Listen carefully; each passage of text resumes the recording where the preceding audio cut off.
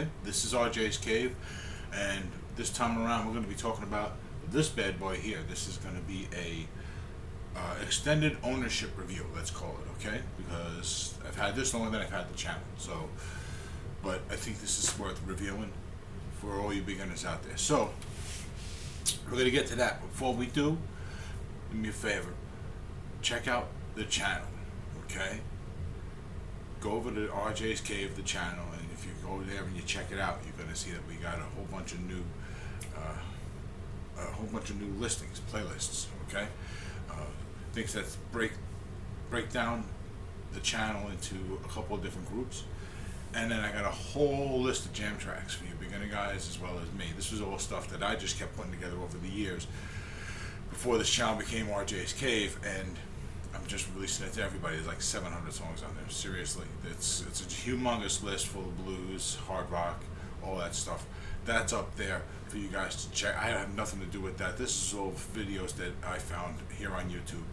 So if you want to check them out and you want to look for stuff that you can actually learn how to play a jam over, that's a good resource. While you're there, you can check out Wicked Theory Podcast. It's got a list over there for them, as well as all the different listings, like I was saying, for RJ's Cave. Okay, like talks and gear basically, and then there's a master list with everything on it to make it nice and easy. Okay, and while you're doing all that, hit the like button and hit the subscribe button and the notification bell as well. That way you get notifications whenever we drop a new video, and hopefully the algorithm picks up on it and puts us out in front of more eyes. Okay? So now, with that said, let's get on to the review. Okay? What are we reviewing? Right? That's what you want to know. this is the Stage Right by Monoprice. Model, nothing but a number. That's how good this is. Okay, this is a model 611-720. 611-720. Okay. Yay! Really cool name. Anyway, this is this is what I would describe as a bedroom amp. If you saw my video on what I think you should look for in your first amp, link in the description, then you know that I was talking about this type, style, size of amplifier. Okay, this is actually something that's a little bit on the versatile side. It's not junk. It's not going to get you playing out with a metal band or anytime soon, and the tones are, although there's some decent tones, they're not quite there for playing out. Okay, this is good for bedroom stuff you know is like, I want a metal tone, you can kind of dial one in, that's good for the bedroom. You want a hard rock tone, you can dial down the gain and the distortion a little bit, and it cleans up a little, and you can get a more of a 70s, early 80s distortion tone, right? So you can do some early Iron Maiden and punk and all that good stuff, right?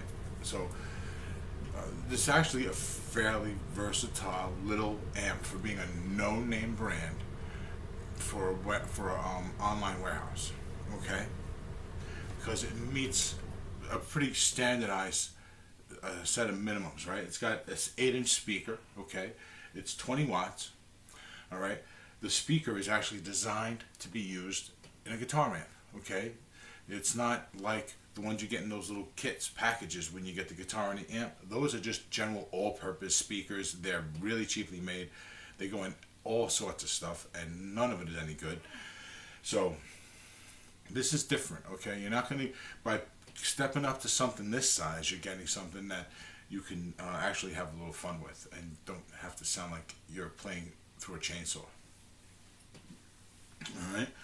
Back to this specifically now, this has 2 channels, as most guitar amplifiers will have. Not all of them. Some people just like a clean channel. I'm a guy that can get away with just a good clean channel and throw all my pedals right on top of that.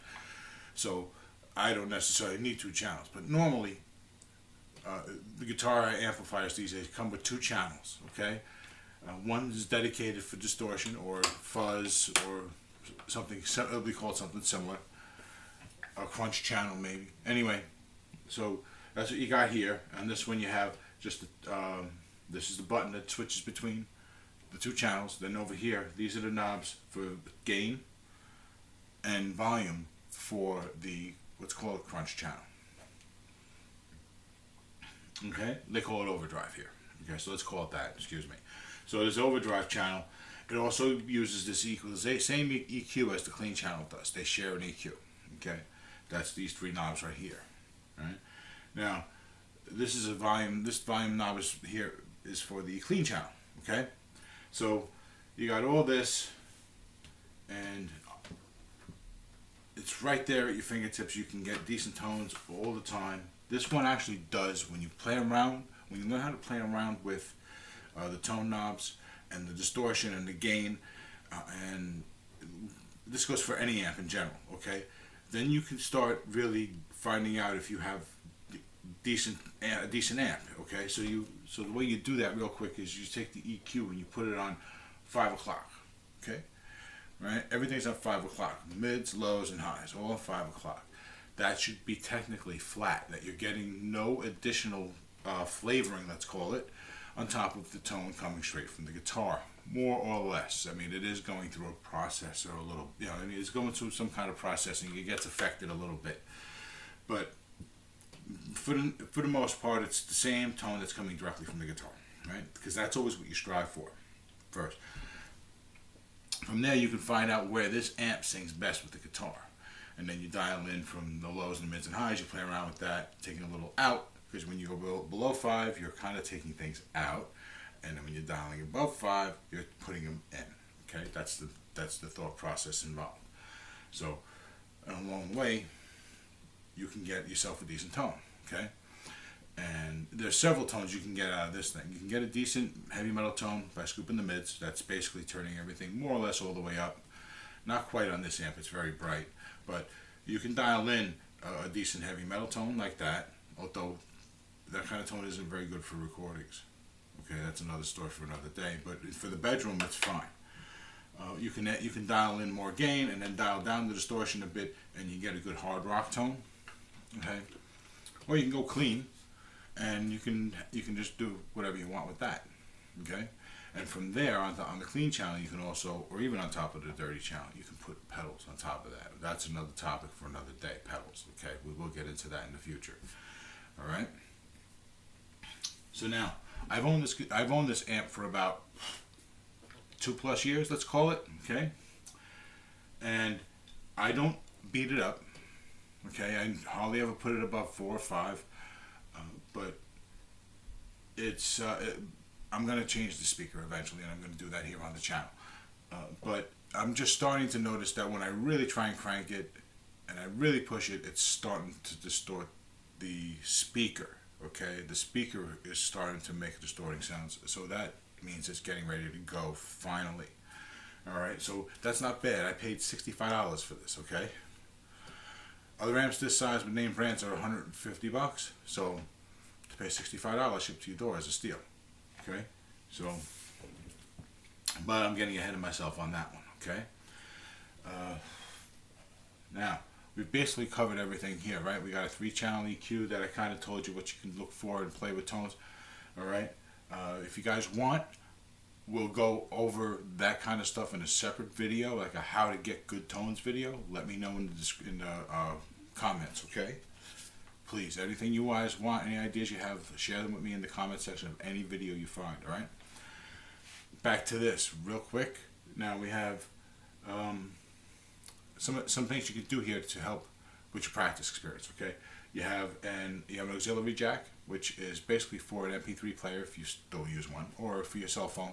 You play YouTube videos, backing tracks, that kind of stuff, and you can play over them, okay? Very good for practice. Pardon me. Headphone jack. Now, you gotta have a headphone jack in the bedroom amp, okay?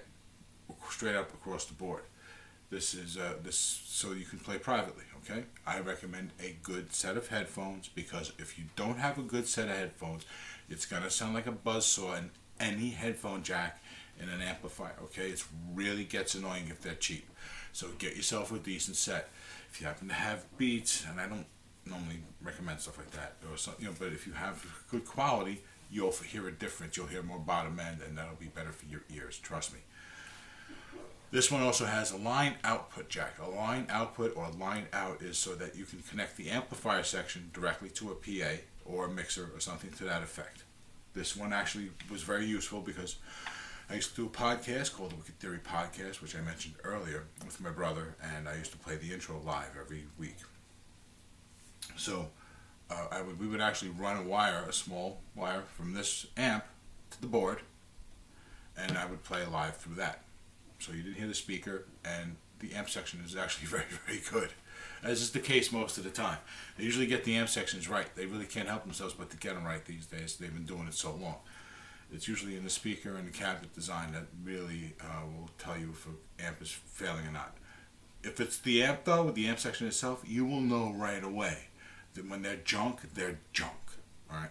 Anyway, so really quick to start wrapping things up, would I buy this again? Yeah, absolutely. Should you guys consider buying one if you're a beginner and you need an amp and it's inexpensive? Yes, I would recommend that you pick one up. If this is aside from my belief that you need to have a relationship with your music supplier, like let's call it that way, the retailer, right? If you're going to a music store once in a while, they're not overly helpful. But if it's where you're getting your lessons done and it's where you forgot your first gear, they're always going to know you. They're always going to help you. You're going to get that extra care, and it's going to be worth it.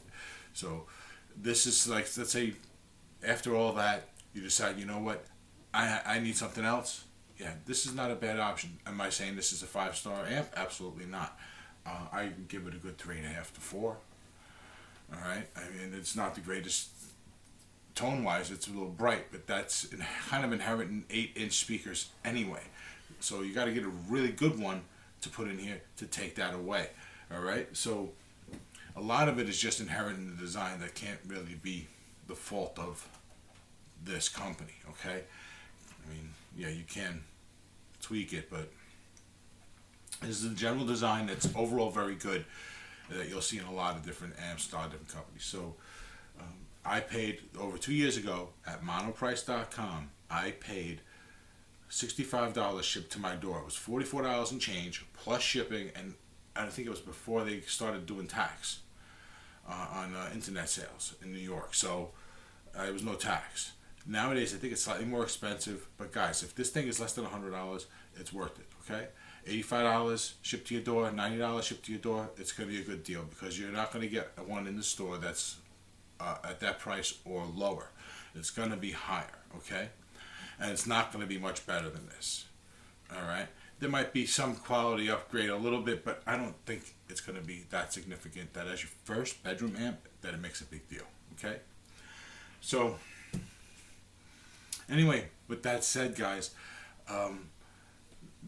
what you heard me playing before on the way in was from this amp, so that should give you some idea, some inkling of how it sounds. I'm sorry that I don't have a better setup to get a better quality recording of the amp to you, but between the processing over at YouTube, it's not going to be very good unless you have headphones, and I do all this crazy magic that I don't know how to do on the recording. So eventually, yeah, I'll do that stuff, guys. But for now, I apologize if the quality isn't there for you. Just know that this is a pretty good sounding amp. It's not going to sound like you got a Marshall stack here or anything like that. It's a solid bedroom amp, gets decent tones, and you can have fun with it, all right? If you needed to pull it out and jam with a couple of friends, yes, you could, as long as you're not playing in a metal setup with a really heavy-handed drummer. If you're just kind of jamming with a couple of buddies, it shouldn't be a problem at all, okay? With that said, guys, thank you for being here. Thank you for joining me. I apologize if the video's gone a little long, but I wanted to be thorough on this. I wanted to make sure you understood that I don't really care about branding, but I do care about quality, and I care about making sure that people get good quality for whatever they spend, okay? So you get a pretty good deal with this. So, again, thank you for being here. Check out the channel, check out the playlists, check out my other videos. I'm sure there's been a few up here popping up that'll be more than worth your time. Subscribe, hit the notification bell, all that good stuff. Thank you for being here. This is RJ's Cave, where if you can make music, you can make magic.